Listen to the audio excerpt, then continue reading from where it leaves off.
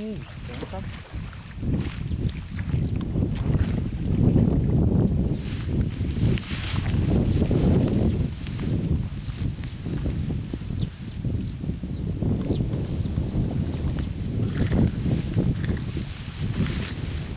ใช้พอได้นะครับ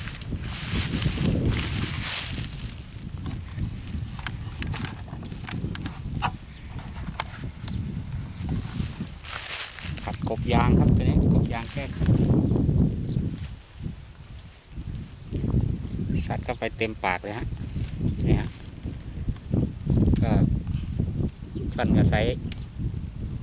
พอได้อยู่ครับอ้วนตับเลยเนี่ยกบยางแก้คันนะครับตัวนี้มีขานะฮะใส่ขาไม่ได้ใส่ใบสปรินครับ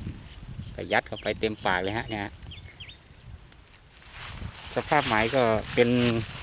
คลองหลอดนะฮะเป็นคลองหลอดมันมีเศษหญ้าเศษอะไรเน่าๆก็ใช้กบยางครับเหมาะที่สุดแล้วฮะก็คือตีไปรู้สึกจะเป็นไม้2นะฮะโอเคครับฝากผลงานไว้ด้วยนะฮะกบยางแก้คันครับผมสุดยอดมากครับ